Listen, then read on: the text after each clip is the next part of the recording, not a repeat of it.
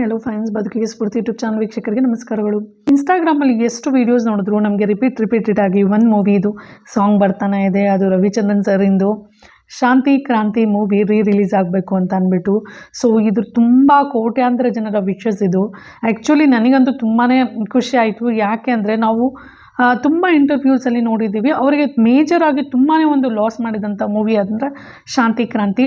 ಆಗಿನ ಟೈಮಲ್ಲಿ ಅಂದರೆ 90s $1 to 1.5 crore ತನಕನೂ ಅವರು ಏನಂದರೆ ಮೂವಿಗಳಿಗೆ ಪ್ರೊಡ್ಯೂಸ್ ಮಾಡ್ತಾಯಿದ್ರು, ಈವನ್ ಇನ್ನು ಬಾಲಿವುಡ್ ಮೂವೀಸಲ್ಲಿ.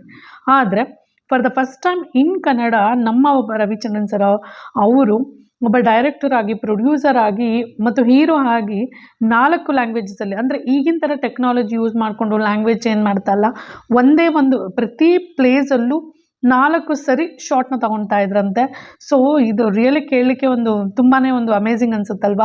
ಯಾಕಂದರೆ ಆಗಿನ ಕಾಲಕ್ಕೆ ಅಂಥ ಟೆಕ್ನಾಲಜಿ ಇಲ್ಲ ಅಂತಂದರು 10 ಕೋಟಿ ಬರೋಬ್ಬರಿ, ಈಗ ಒಂದು 100 ಕೋಟಿಗೆ ಸಮಾನ ಅದು. ಅಂಥ ಒಂದು ಮೂವಿನ ಅವರು ಆಗ ಪ್ರೊಡ್ಯೂಸ್ ಮಾಡಿದರು. ಬಟ್ ಕಂಪ್ಲೀಟಾಗಿ ಅದು ಲಾಸ್ ಆಗಿತ್ತು. ಅಂದರೆ 15 years ಆಯ್ತಂತೆ ಅದನ್ನು ಒಂದು ಬಡ್ಡಿ ಸಮೇತ ಅವರು ತೀರಿಸ್ತಾ ಹೋಗಿದ್ದು. ಅಷ್ಟು ಒಂದು ಫೈನಾನ್ಷಿಯಲಿ ಅವ್ರಿಗೆ ತೊಂದರೆ ಕೊಟ್ಟಂಥ ಅದು ಮೂವಿ. ಬಟ್ ಈಗ ಅದು ತುಂಬಾ ಒಂದು ಟ್ರೆಂಡಿಂಗಲ್ಲಿದೆ.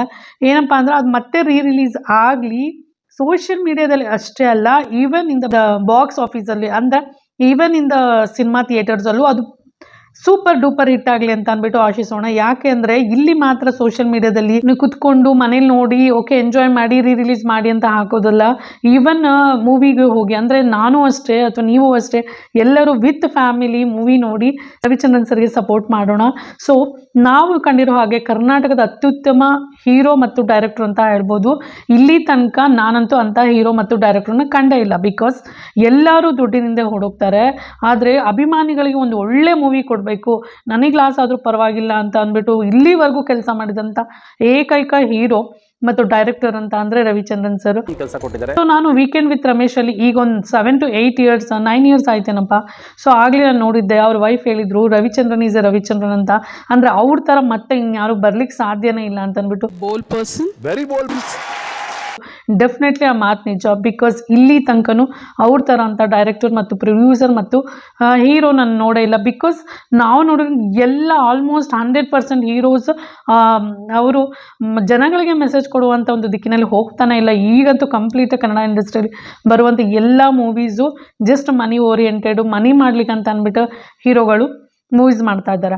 ಯಾವುದೇ ರೀತಿಯ ಸೋಷಿಯಲ್ ಇನ್ಫಾರ್ಮೇಷನ್ ಇಲ್ಲ, ಯಾವುದೋ ಒಂದು ಸೊಸೈಟಿಗೆ ಹೆಲ್ಪ್ ಮಾಡುವಂಥ ಒಂದು ಮೆಸೇಜ್ನ ಕೊಡ್ತಾನೇ ಇಲ್ಲ. ಆದರೆ ಆಗಿನ ಕಾಲದಲ್ಲೇ 90s ಬಂದಂಥ ಈ ಮೂವಿ ರಿಯಲಿ ಆಗಲೇ ಹಿಟ್ ಆಗಬೇಕಾಗಿತ್ತು. ಎಲ್ಲರೂ ಹೇಳಿದ್ರು ಮನೆ ಖಾಲಿ ಮಾಡಿದೆ ಇವನು ದುಡ್ಡು ಕಳ್ಕೊಂಡ. ಅರೆ ದುಡ್ಡು ಇವತ್ತು ಕಳ್ದಿಲ್ಲ ರೀ, ನಾನು 30 ವರ್ಷದಿಂದ ಬರೀ ಕಳ್ಕೊಂಡೇ ಬಂದಿರೋದು. ನಾನು ಕಳ್ಕೊಂಡೇ ನಗ್ತಾ ಬಂದಿರೋದು. ಬಟ್ ಕಳ್ಕೊಂಡಿರೋದೆಲ್ಲ ಒಂದು ನಿಮ್ಗೆ ಯಾರಿಗೂ ಅರ್ಥ ಆಗ್ತಿರೋದು ಏನಂದ್ರೆ ಬರೀ ನಿಮಗಳಿಗೋಸ್ಕರ ಅಷ್ಟೇ. ನಾನು ಸಿನಿಮಾ ಸೋತೆ ಅಂತ ನೀವೇನಾದ್ರೆ ನಾನು ಬೇಜಾರು ಮಾಡ್ಕೊಂಡಿದ್ದೆ ಅನ್ಕೊಂಡ್ರೆ ಖಂಡಿತ ಸುಳ್ಳು.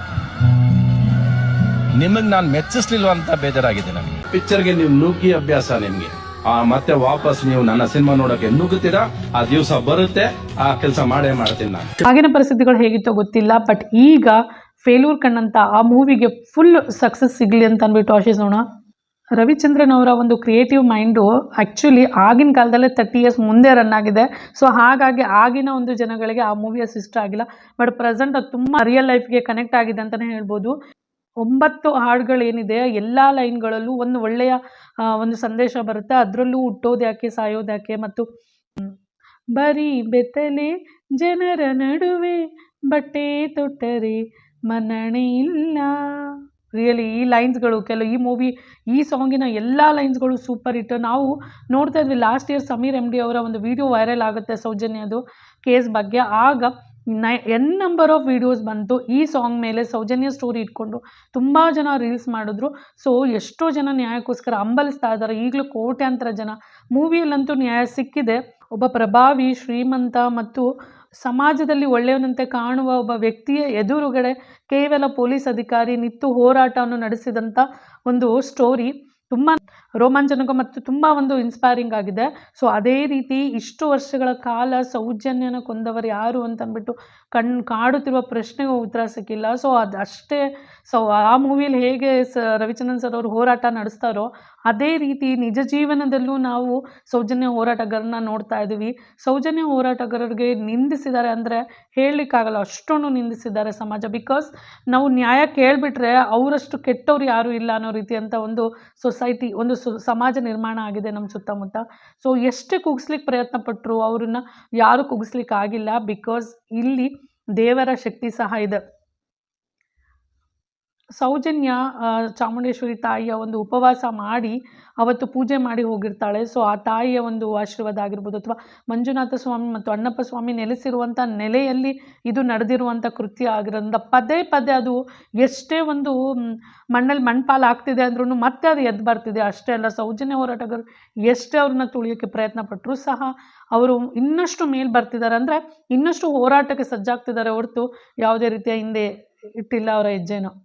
ಕೋಟ್ಯಾಂತರ ಜನಕ್ಕೆ ಒಂದು ಆಸೆ ಇದೆ, ನ್ಯಾಯ ಸಿಕ್ಕೇ ಸಿಗುತ್ತೆ ಒಂದಲ್ಲ ಒಂದು ದಿನ. ಆ ಸೌಜನ್ಯ ಅನ್ನೋ ಒಂದು ಹೆಣ್ಣು ಮಗುವಿಗೆ ನಾವೆಲ್ಲ ನೋಡ್ತಿರ್ತೀವಿ, ಮ್ಯಾನಿಫೆಸ್ಟೇಷನ್ ವರ್ಕ್ ಆಗುತ್ತೆ, ನಾವು ಯಾವುದೇ ಒಂದು ಮಾತನ್ನು ಪದೇ ಪದೇ ಹೇಳ್ತಾ ಇದ್ರೆ ಅದು ಸತ್ಯ ಆಗುತ್ತೆ ಅಂತಂದ್ಬಿಟ್ಟು. So definitely true. ಸೊ ನಮ್ಮ ತುಂಬ ಜನರ ಮನಸ್ಸಲ್ಲಿ ಈಗಲೂ ಸಹ ಸೌಜನ್ಯಗೆ ನ್ಯಾಯ ಸಿಗಬೇಕು ಅನ್ನುವಂಥ ಒಂದು ಆಸೆ ಮತ್ತು ಆ ಮಾತು ಪದೇ ಪದೇ ಬರ್ತಾ ಇರುತ್ತೆ. ಸೊ ನಾವು ಕಮೆಂಟ್ಸಲ್ಲೇ ನೋಡ್ತೀವಿ ಜಸ್ಟಿಸ್ ಫಾರ್ ಸೌಜನ್ಯ ಅಂತ ನಂಬರ್ ಆಫ್ ಜನಗಳು ಹಾಕಿರ್ತಾರೆ, ಮೆಸೇಜು ಒಂದು ಕಮೆಂಟ್ ಹಾಕಿರ್ತಾರೆ. ಸೊ ಆ ಪ್ರತಿ ಕಮೆಂಟಲ್ಲೂ ಸಹ ಅವರ ಒಂದು ಆಸೆ ಎದ್ದು ಕಾಣುತ್ತೆ. ಅಂದರೆ ಸೌಜನ್ಯಗೆ ನ್ಯಾಯ ಸಿಗಬೇಕು ಅನ್ನೋದು ತುಂಬ ಜನರ ಆಸೆ. ಡೆಫಿನೆಟ್ಲಿ ನ್ಯಾಯ ಸಿಗುತ್ತೆ. ಸತ್ಯ ಸ್ವಲ್ಪ ತಡವಾಗಿ ಹೊರಗೆ ಬರ್ಬೋದು, ಬಟ್ ಡೆಫಿನೆಟ್ಲಿ ಸಿಗುತ್ತೆ ಅನ್ನುವಂಥ ನಂಬಿಕೆ ನಮ್ಮಲ್ಲಿದೆ. ನಾವು ಆ ಮೂವಿಯಲ್ಲಿ ನೋಡ್ಬೋದು, ಅಧಿಕಾರದ ದುರುಪಯೋಗ, ಸಾಕ್ಷಿಗಳನ್ನು ಮರೆಮಾಚಿಸುವುದು, ಅಪರಾಧಿಗಳಿಗೆ ಅನ್ಯಾಯ ಮಾಡುವಂಥ ಪ್ರತಿಯೊಂದು ಸ್ಟೆಪ್ ಸಹ ನಾವು ಅದರಲ್ಲಿ ನೋಡ್ತಾ ಹೋಗ್ತೀವಿ. ಸೊ ಆ ಮೂವಿ ತುಂಬಾ ಒಂದು ಈಗಿನ ಒಂದು ಪ್ರೆಸೆಂಟ್ ಸಿಚುವೇಶನ್ಗೆ, ಎಸ್ಪೆಷಲಿ ಸೌಜನ್ಯ ಕೇಸ್ಗೆ ತುಂಬಾ ಒಂದು ಕನೆಕ್ಟ್ ಆಗಿದೆ ಅಂತ ನನ್ನ ಫೀಲು. ಈ ಮೂವಿಯಲ್ಲಿ ಏನಪ್ಪ ಅಂದರೆ ಕೇವಲ ಎಂಟರ್ಟೈನ್ಮೆಂಟ್ ಇಲ್ಲ, ಸಮಾಜಕ್ಕೆ ಒಂದು ದೊಡ್ಡ ಮೆಸೇಜ್ ಇದೆ. ಒಂದು ಮೂವಿ ಇಡೀ ಸಮಾಜವನ್ನೇ ಬದಲಾಯಿಸುವಂಥ ಒಂದು ಶಕ್ತಿ ಇದೆ, ಅಂದರೆ ಆ ಒಂದು ಶಾಂತಿ ಕ್ರಾಂತಿ ಮೂವಿ. ಅನ್ಯಾಯದ ವಿರುದ್ಧ ಹೋರಾಡಬೇಕು ಅನ್ನೋದು. ಮತ್ತು ಆಗಿನ ಕಾಲದಲ್ಲಿ 4 ಲ್ಯಾಂಗ್ವೇಜಲ್ಲಿ ಯಾವುದು ಮೂವಿ ರಿಲೀಸ್ ಆಗಿತ್ತು. ಮತ್ತು ಮಕ್ಕಳನ್ನು ಇಟ್ಕೊಂಡು, ಅಂದರೆ ಮಕ್ಕಳನ್ನು ಕರ್ಕೊಂಡು ಆ ಒಂದು ಅಭಿನಯನ ಹೊರಗೆ ತೆಗೆದು ಎಷ್ಟು ಕಷ್ಟಪಟ್ಟು ಕೆಲಸ ಮಾಡಿದ್ದಾರೆ ಅನ್ನೋದು ರಿಯಲಿ ಅದು ಮೇಕಿಂಗಲ್ಲೇ ಗೊತ್ತಾಗುತ್ತೆ ಕೆಲವೊಂದು ವೀಡಿಯೋಸ್ ನೋಡಿದಾಗ. ಮತ್ತು ಇದು ಕಂಪ್ಲೀಟ್ 2 ಇಯರ್ಸ್ ನಡೆದಂಥ ಒಂದು ಶೂಟಿಂಗ್ ಆದ್ದರಿಂದ ಸಾಕಷ್ಟು ಕಷ್ಟಪಟ್ಟಿದ್ದಾರೆ ಪ್ರತಿಯೊಬ್ಬ ಕಲಾವಿದರು.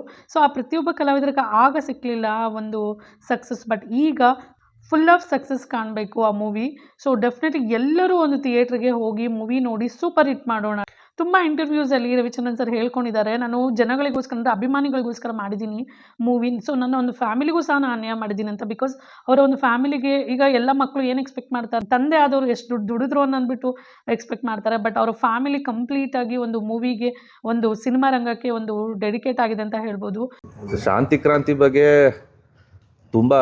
ತುಂಬ ಟ್ಯಾಗ್ಸ್ ಮಾಡಿದ್ದಾರೆ ಡ್ಯಾಡಿನ. ಇವತ್ತು ಆ್ಯಕ್ಚುಲಿ ಗುಡ್ ನ್ಯೂಸ್ ಏನಂದರೆ, ಇವತ್ತು ನಾನು ಡ್ಯಾಡಿ ಅದ್ರ ಬಗ್ಗೆ ಚರ್ಚೆ ಮಾಡಿದ್ದೀವಿ ರಿಲೀಸ್ ಮಾಡಬೇಕಂತ. ಆ್ಯಂಡ್ ಡ್ಯಾಡಿ ನನಗೆ ಹೇಳಿದ್ದು, ಇಷ್ಟೊಂದು ಜನ ಆಸೆ ಪಡ್ತಿದ್ದಾರೆ, ನೋಡೋ ಏನು ಮಾಡ್ತೀಯಾ, ಇಷ್ಟೇ ನೋಡೋ ಏನು ಮಾಡ್ತೀಯಾ ಅಂದರೆ ಆ ಗ್ರೀನ್ ಸಿಗ್ನಲ್ ನನಗೆ ಬಂದಿದೆ. ಇವತ್ತು ಇನ್ಸಿಡೆಂಟ್ಲಿ ಸೆಪ್ಟೆಂಬರ್ 19, 1991 ಆ ಸಿನಿಮಾ ರಿಲೀಸ್ ಆಯಿತು. ಆಡಿಯನ್ಸ್ ಆಗೇ ಬಂದು ಇದನ್ನು ಮಾಡಿಕೊಡಿ ಅಂತ ಅವ್ರನ್ನ ಟ್ಯಾಗ್ ಮಾಡಿದ್ರು ಡೈರೆಕ್ಟಾಗಿ. ಸಿನಿಮಾ ಸೋಲ್ಬೋದು, ರವಿಚಂದ್ರನ್ ಯಾವತ್ತೂ ಸೋಲಲ್ಲ. ಒಂದು ಅಭಿಮಾನಿಗಳಿಗೋಸ್ಕರ ಮೂವಿ ಮಾಡ್ತಾನೆ ಇರ್ತಾರೆ. ಫೇಲ್ಯೂರ್ ಆದರೂ ಸಕ್ಸಸ್ ಆದರೂ ಸಹ ಎರಡೂ ಅದು ಅಭಿಮಾನಿಗಳಿಂದನೇ ಆಗಿದೆ. ಸೊ ಹಾಗಾಗಿ ನಮಗೋಸ್ಕರ ಅವ್ರು ಏನು ಕಳ್ಕೊಂಡಿದ್ದಾರೆ ಅಂದರೆ, ಅಭಿಮಾನಿಗಳಿಗೋಸ್ಕರ ಅವರು ಎಷ್ಟು ಅಮೌಂಟ್ನ ಕಳ್ಕೊಂಡು ತುಂಬ ಕಷ್ಟಪಟ್ಟಿದ್ದಾರೆ, ಫೈನಾನ್ಷಿಯಲಿ ತುಂಬಾ ಸ್ಟ್ರಗಲ್ ಮಾಡಿದ್ದಾರೆ. ಸ್ಟಿಲ್ ಈ ಸ್ಟ್ರಗ್ಲಿಂಗ್ ಅನ್ನೋದು ಅವರು ತುಂಬ ಒಂದು ವೀಡಿಯೋಸಲ್ಲಿ ಹೇಳ್ಕೊಂಡಿದ್ದಾರೆ. ಸೊ ಆ ಒಂದು ಕಂಪ್ಲೀಟಾಗಿ ಅವರ ಒಂದು ಫೇಲ್ಯೂರ್ ಅನ್ನೋದು ಅವ್ರ ತಲೆಯಿಂದ ಹೋಗ್ಬಿಡ್ಬೇಕು ಅಂಥ ಒಂದು ದೊಡ್ಡ ಸಕ್ಸಸ್ ಈ ಮೂವಿಗೆ ಸಿಗಬೇಕು. ಅಷ್ಟೇ ಅಲ್ಲ, ಈ ಮೂವಿಯಲ್ಲಿ ಬಂದಂಥ ಪ್ರತಿಯೊಂದು ಮೆಸೇಜು ನಾಗರಿಕರ ಮನಸ್ಸು ಮುಟ್ಬಿಟ್ಟು ಸೌಜನ್ಯ ಹೋರಾಟಕ್ಕೆ ಮತ್ತಷ್ಟು ಬೆಂಬಲ ಸಿಗಲಿ, ಮತ್ತು ಪ್ರತಿಯೊಬ್ಬ ಸೌಜನ್ಯ ಹೋರಾಟಗಾರರು ಅಥವಾ ಸೌಜನ್ಯಗೆ ನ್ಯಾಯ ಸಿಗಬೇಕು ಅನ್ನೋ ಒಂದು ಅವರ ಪರವಾಗಿ ನಾನು ರಿಲೀಸ್ ಬೇಗ ಆಗಲಿ ಮತ್ತು ಹೈಯೆಸ್ಟ್ ಫುಲ್ ಆಫ್ ಸಕ್ಸಸ್ ಮೂವಿಗೆ ಸಿಗಲಿ ಅಂತ ಅಂದ್ಬಿಟ್ಟು ಆಶಿಸ್ತೀನಿ. Finally justice for Sowjanya. Thank you so much for watching the video. Thanks a lot.